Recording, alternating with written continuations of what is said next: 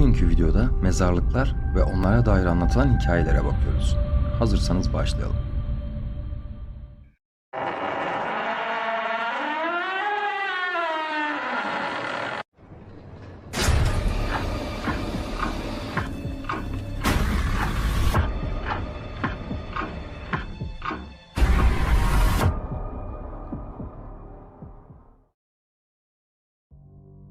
Union Mezarlığı, Easton, Connecticut.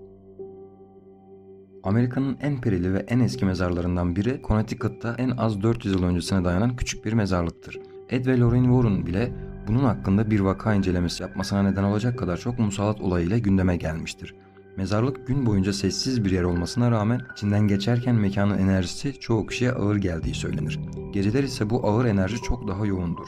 Paranormal araştırmacılar askerlerin ve çocukların ruhlarını duyduklarını ve gördüklerini bildiriyor.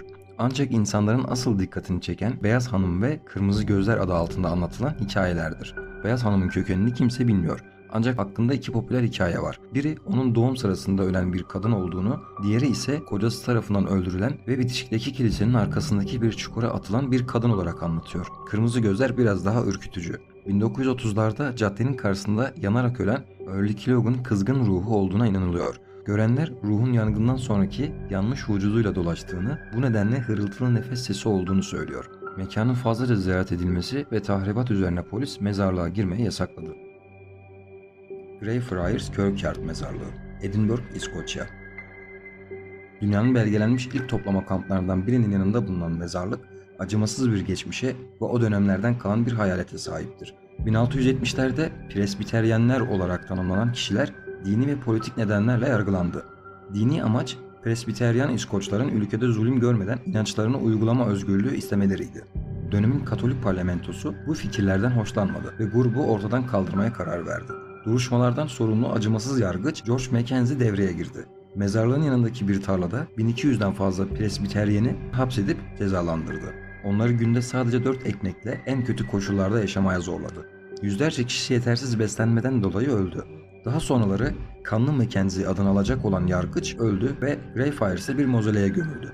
1999'da evsiz bir adam mozoleye girdi. İşte insanlar bu evsiz adamın kötü Mackenzie ruhunu bir poltergeist'i serbest bıraktığına inanıyor. Poltergeist'in fiziksel saldırıları o kadar kötüye gitti ki her gün onlarca paranormal vaka ihbarı gelmeye başladı. Bunun üzerine saha yönetimi turları bir süreliğine yasakladı. Turlar artık fiziksel ve zihinsel sağlık uyarısıyla yapılıp imzalanan bir belge sonrasında girmenize izin veriliyor.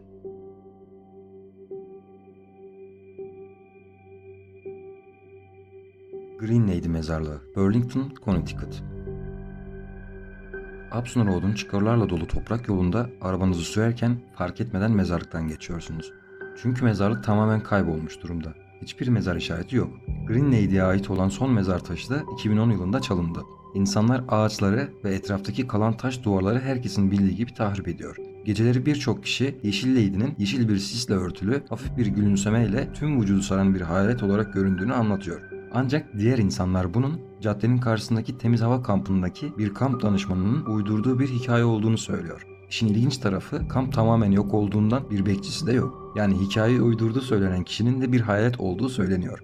Bunun üzerine bekçiyle konuştuklarını iddia edenler daha da yıkmış durumda olsa da adamın gerçekliği üzerine inatçılar. Bununla birlikte şeytani ayinler ve zamansız ölümlerle ilgili başka hikayeler de anlatanlar mevcut.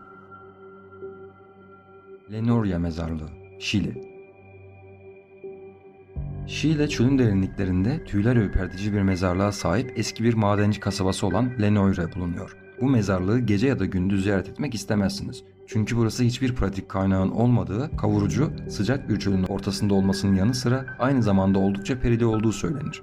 Kasaba çalışır durumdayken sakinlerin yaşam koşulları ideal değildi. Açlıktan ve ağır çalışma koşulları yüzünden ölen yüzlerce insan hemen yanındaki mezarlığa gömülürdü.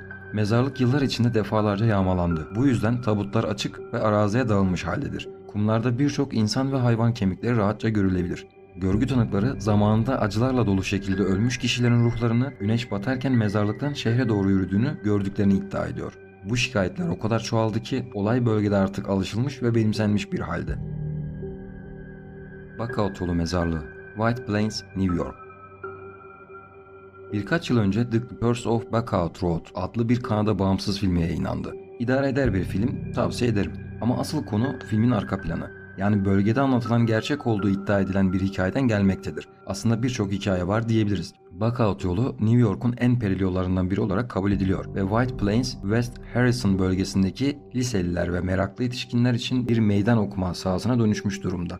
Yolu asfaltlamadan önce çok daha ürkütücü olduğu söyleniyor. Yol eski bir mezarlığın üzerine yapılmış ve hala kırık mezar taşlarını görebilirsiniz. Geriye kalan en net mezar taşı John Buckout'a aittir.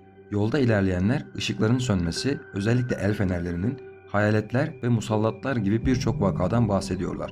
Bunlara ek olarak Buckout yolu üzerindeki kırmızı eve gidip kornaya 3 kez basarsanız albino yamyamlar çıkıp size saldırıyormuş. Bahsedilen başka bir olay ise mezarlığın karşısındaki tepede 3 cadı yakılmış ve Isaac Buckout karısını ve komşusunu yakındaki bir evde öldürmüş. Tüm bu bahsedilen insanların ve cadıların ruhlarının da buraya musallat olduğu söylenmesi bölgeyi en ilgi çekici yerlerden biri yapıyor. Bachelor's Grove Mezarlığı. Bu mezarlık belki de sosyal medyada en çok karşılaştığımız mezarlık olabilir. Burada çekilen hayaletin fotoğrafı bayağı ünlü hale gelmişti. Bir kadın bir mezar taşının üzerinde oturuyor. Bileklerini kavuşturmuş ve eski püskü bir giysi giymiş. Kadınla o kadar çok karşılaşıldı ve o kadar çok ünlü oldu ki ona Bachelor's Grove Madonnası diye isim bile takmışlar. Bir diğer adı da mezarlığın Beyaz Lady'sidir. İnsanlar onu dolunay gecelerinde kucağında bir bebekle gördüklerini söylüyorlar. Ancak bu diğer insanların gördüklerine göre çok daha basit kalıyor. İnsanlar normalde orada bulunmayan bir ev, 1940'lardan kalma gangster tarzı bir hayalet araba ve trajik bir şekilde gölette ölmüş olan bir çiftçi ve atını gördüklerini bildiriyorlar. Listeyi uzatmak mümkün çünkü çok fazla raporlanmış paranormal vaka bulunmakta. Highgate Mezarlığı, Londra, İngiltere. Bu mezarlık diğerlerinden biraz farklı anılıyor. Konu sadece hayaletler, paranormal olaylar değil, biraz daha fantastik gelebilecek vampir olaylarını da kapsıyor. Highgate Mezarlığı önceleri İngiltere'deki en perili mezarlardan biri olarak anıldı. Daha sonra insanlar orada hayvanları parçalayıp kanını içen vampirleri ve arazide dolaşan imp benzeri yaratıklar gördüklerini iddia etmeye başladılar. Bu nedenle vampir avcıları tabutları toprak altından çıkarır, açar ve tahta kazıkları ölülerin kalbine saplardı. Bu avcılık ritüelleri 1970'te sona erdi. İnsanlar ayrıca hayalet bir bisiklet sürücüden ve silindir şapkalı bir adam gördüklerinden de bahsediyorlar. Mezarlığın ünlenmesindeki bir diğer etken ise Karl Marx'ın ve Douglas Adams'ın burada yatıyor olması. Mezarlık Tepesi, Gettysburg, Pensilvanya. Mezarlık Tepesi teknik olarak bir mezarlık sayılmaz ama kesinlikle mezarlık olmak için çok ideal bir yerdir. İç savaş sırasında Gettysburg Savaşı en kanlı çatışmalardan biriydi. Savaştan sonra tepede çok sayıda ceset olduğu için ölüm kokusu ezici bir şekilde hissedilebiliyordu. Savaş yüzünden cesetler yeterince hızlı gömülememişti. O kadar kötüydü ki cesetler gömüldükten sonra bile yoldan geçenler kokudan burunlarını kapatıyorlardı. Günümüzde bile insanlar kokuyu önlemek için nane gibi değişik kokular kullanarak bölgeden geçiyorlarmış. Bölgenin trajik hikayesi hayalet hikayelerden daha ağır bastığı kesin. Binlerce ölüm ve mezarsız beden. Tabi diğer olaylardaki gibi paranormal olaylar iddiası burada da bulunmakta. Birçok askeri üniformalı hayaletlerin olduğu rapor edilmiş. Hatta savaş sahnesini tekrar tekrar gördüğünü iddia eden insanlar bile olmuş. Videoyu buraya kadar izlediyseniz beğenerek bunu belirtebilir, videoların devamlılığı için bana motivasyon kaynağı olabilirsiniz. Bugünlük bu kadar. Başka bir videoda görüşmek üzere. Kendinize güzel bakın.